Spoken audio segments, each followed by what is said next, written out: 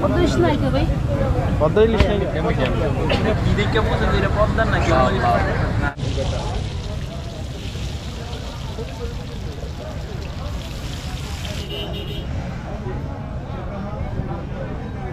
রাত বাজে 12:30, ঠিক করি মা যাব ইলিশ খাইতে আর রিমাদ ভাই চিট দিবে। এই চিট কি মিস করা যায়?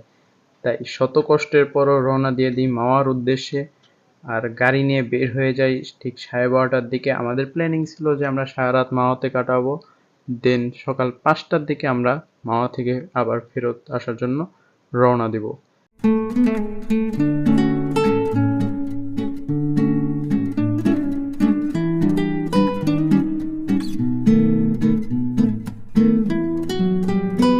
এরপর মাওয়া পৌঁছে যাওয়ার পর আমরা আমাদের একটা পরিচিত দোকানে যাই, যেখানে আমাদের জন্য কিছু অফার তো থাকবেই, যেহেতু পরিচিত দোকান। আর এখানে যেয়ে আমরা ইলিশ মাছ দেখা শুরু করি, আর পদ্মার ইলিশ কিন্তু ছিল না। পদ্মার ইলিশ বুঝে কেমনে?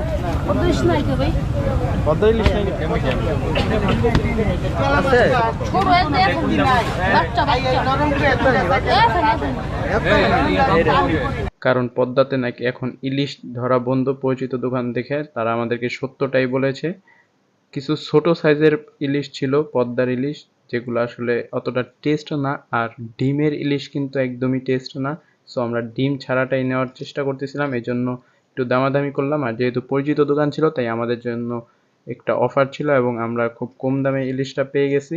সো আপনারা চাইলে অবশ্যই দামাদামি করে নেবেন এবং আপনারা চাইলে এই দোকানটাতেও আসতে পারেন। আপনারা আপনাদের মতো দামাদামি করে আপনাদের যেটা পছন্দ সেই ইলিশটাই নেবেন। তবে বলে রাখা ভালো, এখন গেলে হয়তোবা আপনি পদ্মার ইলিশ পাবেন না। সো ইলিশ মাছ ধরে দেখতেছিলাম কোনটা বেশি বড় আর কোনটার পেটে বাচ্চা নাই। তো ইলিশ দেখা শেষ হলে আমরা দুইটা ইলিশ সিলেক্ট করি, যেটা আমরা আসলে খাবো। আমরা মোট গিয়েছিলাম 5 জন, আমি, আমার বন্ধু, তার বন্ধু রিমাদ ভাই এবং ড্রাইভার সহ।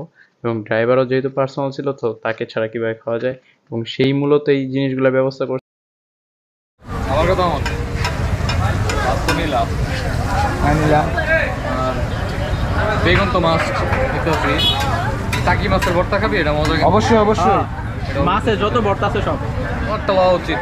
অপু সালাদ দই হাফ দই সালাদ হাফ লুমো। আর এখানে দেখতে পাচ্ছেন দাম দেওয়া আছে, ভাতের ভোল 120 টাকা, ভুনা ভাত 120 টাকা। সো আরও বিভিন্ন ধরনের দাম আছে, আপনারা বিভিন্ন দোকানে বিভিন্ন দাম পাওয়া যাবেন। আর এখানে মাছ ভাজা হচ্ছিল আমাদের সামনেই, এবং আমরা বলছিলাম আমাদেরকে নতুন তেল দিয়ে ভাজা দিতে, যার কারণে এখানে পুরান তেলটা ফেলাই দেওয়া হচ্ছে, এবং সাথে বেগুন ভাজা ছিল।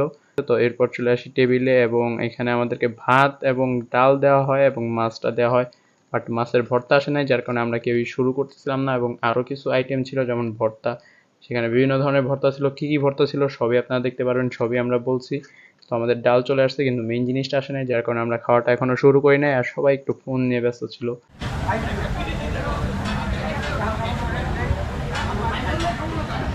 তো খাবার আসার পর সবার প্রথমে রিমাদ ভাই শুরু করলো। তো রিমাদ ভাই এখানে ফার্স্টে ভর্তা দিয়ে ট্রাই করছিল যে কেমন, তো ভাই বললো যে না ঠিক আছে, ভালোই লাগতেছে। এরপর হচ্ছে আরিয়ান খাওয়া শুরু করলো। এরপর আরিয়ানকে জিজ্ঞেস করলাম, আরিয়ানও বললো যে না ঠিক আছে। আর ওর জন্য আমার একটু খারাপ লাগছে, ওর অ্যালার্জির কারণে ও না খাইতে পারছে ভালো মতো ইলিশ মাছ, না খাইতে পারছে বেগুন, পুরা জীবনটাই লস। साला ये दुख का खत्म नहीं होता बे। তো এখন হচ্ছে আমার পালা, এখন আমি ভাতটা বেড়ে নিতেছি। আর আমি হচ্ছে ফার্স্ট টাইম হচ্ছে মাওয়াতে ইলিশ খাইতে আসছি। নতুন নতুন সো মাওয়া এর আগে আমার কয়েকবার যাওয়া হয়েছে, বাট ইলিশ কখনোই খাওয়া হয় নাই। সো আমি কয়েক ধরনের ভর্তা নিয়ে নিলাম, আগে প্লেটটা সাজাবো, দেন খাওয়া শুরু করব। আর মাছের ভর্তা ছাড়া তো আমার হইতেছিলই না, কারণ আমার মেইনলি টার্গেটই ছিল আমি মাছের ভর্তাটা বেশি করে খাবো। আর ওই দিন একটা সমস্যা ছিল হচ্ছে আমার পেটে একটু সমস্যা ছিল, ওইটা নিয়েই আমি মাওয়া গেছি ইলিশ খেতে, কারণ এরকম চান্স কি মিস করা যায়, তাও আবার রিমাদ ভাই ট্রিট দিতেছে। সো যার কারণে আমি ওই দিন বাধ্য হয়ে যাই, তাই আমি বেশি একটা খাইতে পারি নাই, বাট আলহামদুলিল্লাহ যা খাইছি এনাফ। তো আমরা ফার্স্ট টাইম এখন মাওয়াতে ইলিশ খাবো। মাওয়াতে তাও পদ্মা নাই রে, কে ইলিশ? চাটগায়া কবিয়ানে পদ্মা হারিকের পদ্মা পাশে পদ্মা, তুই এই চিড়াগাঙে ইলিশ লইছে। ঠিক আছে, ওই টাকি মাছের কোনটা? টাকি মাছের ভর্তা। এই যে এটা হচ্ছে টাকি, আরিয়ান ভর্তাগুলো এই যে কত ছোট ছোট কিউট কিউট ভর্তা। এটা হচ্ছে টাকি মাছের ভর্তা, এটা হচ্ছে আলুর ভর্তা, এটা হচ্ছে ডালের ভর্তা, আর এটা হচ্ছে মাছের লেজের ভর্তা। এটা হচ্ছে কি বলে মাওয়ার সবচেয়ে বেশি জিনিস। এটা হচ্ছে লবণ, এটা ডাইরেক্ট বঙ্গোপসাগর থেকে বিশুদ্ধ করে বানানো হয়েছে। না না না, এই যে রিমাত ভাই বউরে বার্তা দিতেছে না, এটা বঙ্গবন্ধু সাগর থেকে নিয়ে আসা। এই চিচি কি বঙ্গবন্ধু। সো আমি ফার্স্টে এখানে ডাল দিয়ে ভাতটা একটু ভালো মতো নাড়াচাড়া করে নিলাম, এরপর একটু ভর্তা নিলাম, ভর্তা দিয়ে ভালো মতো মাখামাখি করলাম। দেন হচ্ছে এখন খাওয়ার পালা, দেন খেয়ে দেখবো আসলে কেমন। বাট যেহেতু ফার্স্ট টাইম আমি ইলিশ দিয়ে মাওয়াতে ভাত খেয়েছি, আমার কাছে মোটামুটি ভালোই লাগছে, ওয়েদারটাও জোস ছিল। এরপর আমরা কিছু দোকানে যাই এবং এখানে আশেপাশে যে দোকানগুলো ছিল এগুলো ভিজিট করতেছিলাম। বিভিন্ন ধরনের খেলনার দোকান ছিল, খাবারের দোকান ছিল। সো ভালোই দেখতে এবং সুন্দর করে চাচার দোকানটা সাজাইছে, ভালোই লাগতেছিল। এখান থেকে রিমাত ভাই কিছু পার্সোনাল জিনিস টিনিস কিনলো। দেন আমরা একটু ঘোরাঘুরি করছিলাম, কারণ আমাদের মেইন টার্গেট ছিল আমরা হচ্ছে ভোরের আজানের পর রওনা দিব, আর আজান দিতে আরও প্রায় আধা ঘন্টা 40 মিনিটের মতো বাকি ছিল। সো এই টাইমটা আমরা আসলে পার করতেছিলাম। দেন আর কি একটু নদীর পাড়ে যে আমরা বসে টাইম পাস করছিলাম, কারণ আমাদের তো সকালবেলা বের হতে হবে।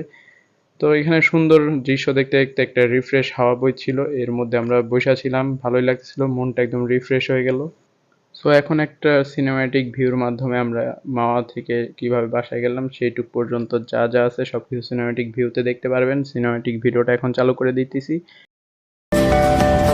তবু এভাবে সময় আমার কেটে যাবে তোমাকে ভেবে, তোমায় নিয়ে স্বপ্নগুলো ভোর হলে যায় যে ভেঙে। আকাশ মেঘে বৃষ্টি হয়ে স্বপ্নগুলো দেয় ভিজিয়ে, তুমিও কি আমার সাথে ভিজবে পথে হাত জড়িয়ে। নাই তুচ্ছ কদম হাতে ভিজতে চাই তোমার সাথে।